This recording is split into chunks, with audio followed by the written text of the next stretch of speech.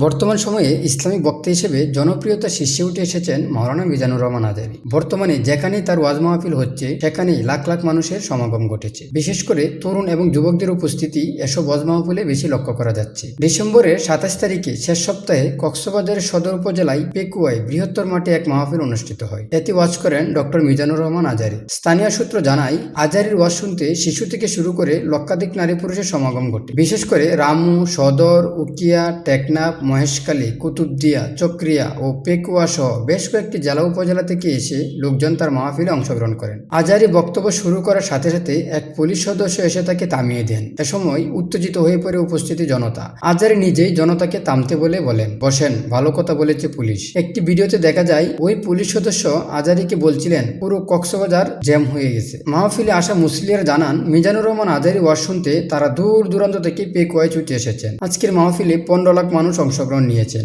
মাঠ ভরে বাইরে দাঁড়িয়েও ওয়াজ শুনছেন মুসল্লিরা। এ সময় চট্টগ্রাম কক্সবাজার মহাসড়কের দুপাশে তীব্র যানজটের সৃষ্টি হয়। তার আগমনকে কেন্দ্র করে এলাকায় আইন শৃঙ্খলা বাহিনীর কঠোর নিরাপত্তা জোরদার করা হয়। হাজার হাজার মুসল্লির সমাগমে বাজারের বিভিন্ন স্থানে 6টি প্রজেক্টর দিয়ে ডক্টর মিজানুর রহমান আজারীর ওয়াজ প্রদর্শন করা হয়। বিভিন্ন এলাকা থেকে ছুটে আসা মুসল্লিরা বহুতল ভবনের ছাদে, গাছের ডালে এবং টিনের চালে ঝুঁকি নিয়েও অবস্থান করে তারা ওয়াজ শোনেন। এ মাহফিলেও ধর্মপ্রাণ মুসলমানদের মধ্যে দেখা গেছে ব্যাপক উৎসাহ উদ্দীপনা। আজারীর ওয়াজ শোনার জন্য সকাল থেকে মাহফিলে দেশের বিভিন্ন এলাকা থেকে লক্ষাধিক মুসল্লির সমাগম ঘটে। ধর্মের অনুশাসন মেনেও নিজেকে স্মার্টভাবে উপস্থাপন করা যায় তা মিজানুর রহমান আজারীকে দেখলে বোঝা যায়। তাই এ সময়ের যুবকরা তাকে খুবই পছন্দ করে। তার তাফসির মাহফিলে যুবকদের স্রোত দেখা যায়। তিনিও যুবকদের খুবই পছন্দ করেন। তাফসির মাহফিলে যুবকদের ভালো পথে চলার আহ্বান জানান। জনপ্রিয়তা খুব অল্প সময়ে সুললিত কণ্ঠে কুরআন হাদিসের সহজ সাবলীল আলোচনা করে অসংখ্য মানুষের মনে জায়গা করে নিয়েছেন ডক্টর মিজানুর রহমান আজারী। তার গবেষণাধর্মী আলোচনার কারণে তিনি জনপ্রিয় উঠেছেন।